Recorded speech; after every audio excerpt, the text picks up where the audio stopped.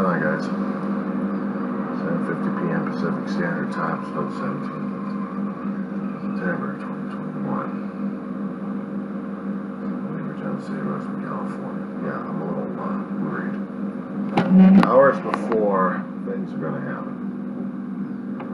Hours. And I'm a little bit concerned what Washington, D.C. is going to be bracing itself for. Now, we've had turbulent years that's come across to this particular year being quite most unmanageable in any way, shape, or form. We've gotten to the point where we're using the verbal pitchforks and torches. It's almost literally the main real thing. Especially when our differences and our ideals and our ideologies are clashing with each other left and right.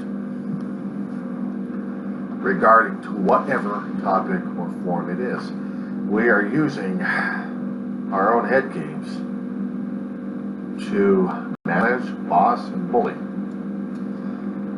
We have situations happening that are going well beyond our control. We're still trying to solve right now. And we're still playing head games to a point where a riot that took place January 6th was called by many other things rather than the reality check was, which was a nightmare. And having people playing the political head games and the division and derision left and right, I am wondering at this point whether or not, if our country is so divided right now, are we heading for another nightmare scenario that Abraham Lincoln a long time ago feared? Are we that much of a divided house that we are not going to be able to stand up ever again? We'd already seen what happened back in the 1800s, 1860 through 1864. People keep forgetting about the circumstances happened prior to that, before the Civil War was occurring. People have different viewpoints on what those circumstances were. And there's always vast interpretation or misunderstandings happen that we still haven't quite ironed out yet. And if we did, we still haven't quite ironed it out yet because of our personalities, our beliefs, and our recollections. What we think should be one way wasn't that way at all. And when we are proven wrong, it's headbutting time. It's one goat going after another goat, or a ram, whatever kind of nature's creature that you're going to be thinking about is going head to head with the other thing. How about try this? Godzilla versus King Kong. That's a good one for you right there. Who are you rooting for, the big ape or the lizard? Who was the hero and who was the villain? That's exactly what we're facing right now in those situations. Who's the hero and who's the villain? It's depending on who you ask. And quite frankly, the lines are so damn blurred and the IDs are so damn blurred, I can't even tell who's the villain and who's the hero anymore. It's like, try this one. The movie Volcano that came out back in the 90s, late 90s. It's thinking about a volcano happening in Southern California. At the end of the film, when the volcano is spewing off ash, there's a lot of ash falling. And finally, get the lava diverted into the waters, and then there's more ashfall happening. The whole area looks the same gray.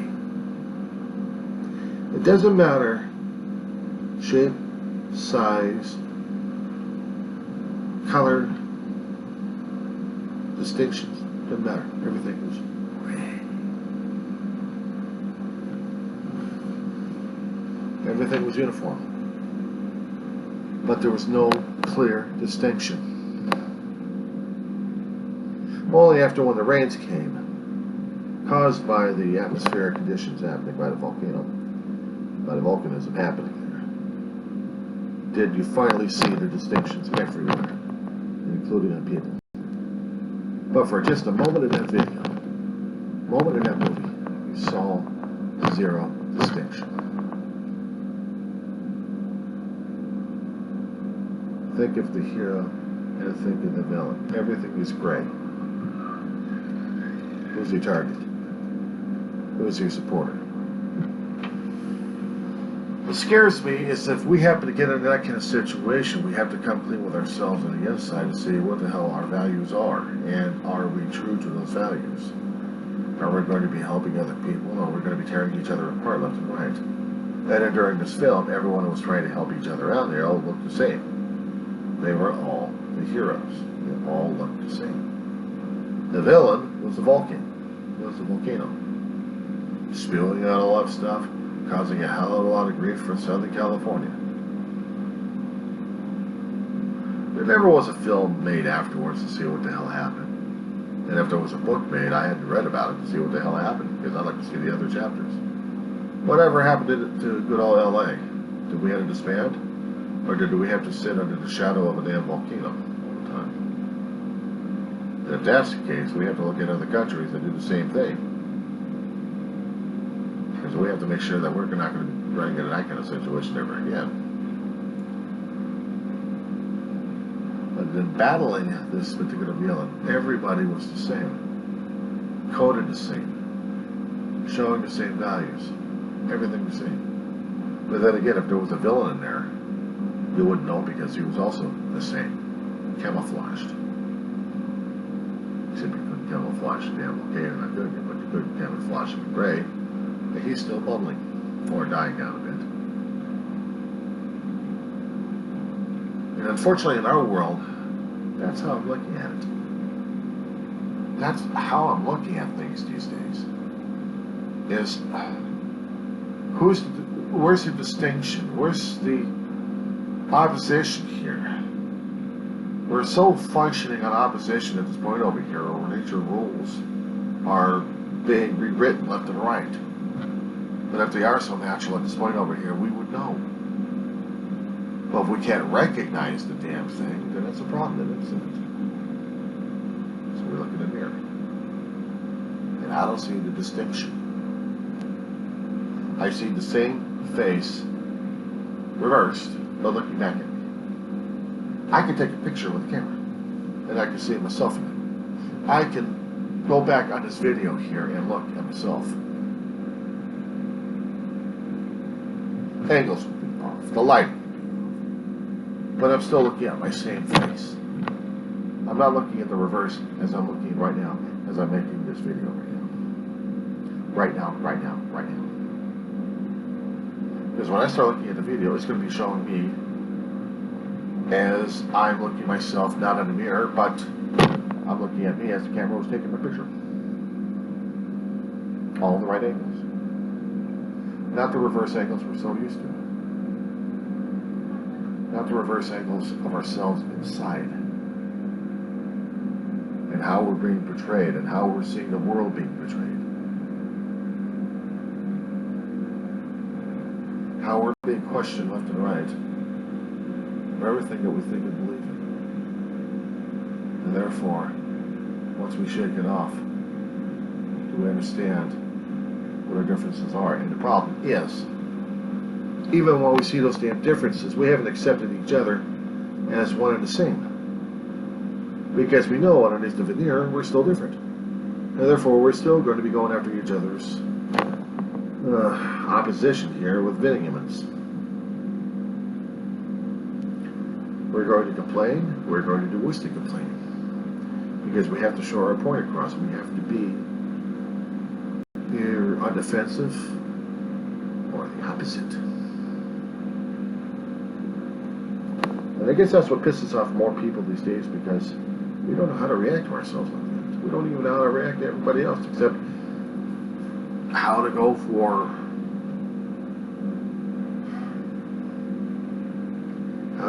it in one way or another that's not acceptable. You notice I'm tap dancing right now, as it is. Because there had been certain guidelines that I cannot cross. And if I had crossed, I'd get me another suspension, and therefore I'm off the air for about another month. Because I hadn't learned my lesson the first time. Because my own thoughts and values and opinions had crossed lines. Despite the fact I may have been hitting points too close to home. I should either celebrate that or not. So I have to make this sometimes a little bit more or less clarity instead of what it is. We always have to make that fine line, that balance act, every time we deal with another person or another situation. And it's a hard thing for us to do, because we're always afraid of stepping on too many damn toes.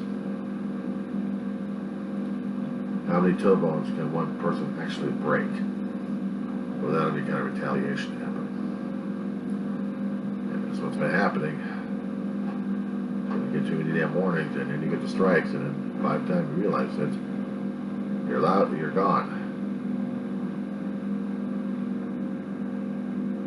But in real life, it's a different story altogether, isn't it? What I'm afraid of tomorrow, and tomorrow's not even here yet, is we're going to have another situation happening where people are still trying to kill each other, hurt each other, assault each other, and claiming that they are innocent, they are victims, but they have every right to go after another person. Bully tactic. They've been bullied, therefore they have to bully. It's logical for them. And I can't deal with it, and I won't accept it either. And if I have to call it on it, I call it on it. It insults people because I'm calling it on them, because they want to feel like they're a victim. Well, I've been victimized, and it's so easy to go into that route. The hardest damn thing is to live and let live and pray for the bastard, and then just continue to move on. Let the universe take care of whatever it is. Because you know one way or another, the universe is going to be taking care of your end, and you're not even going to like it.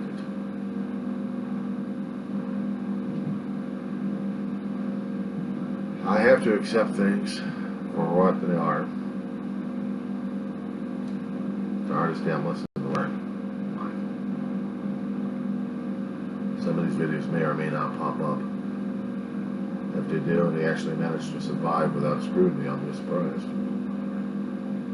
There have been so many things we've done to ourselves in the past and currently that if we actually learned anything at all, how to treat everybody as individuals, as unique, or are we just dead set of the us versus them situation in any and every which way? Either you are a milk fan or you're an orange juice fan. Take your pick. Which milk? And what type of orange juice? Clearly, you're for a water fan.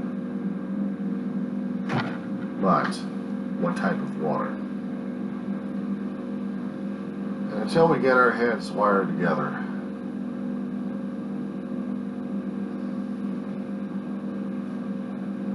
that's going to be a hard thing to do. I mean, you can mix them all together in 3 and see if you can choke them down a little bit, but I'd rather not go that way.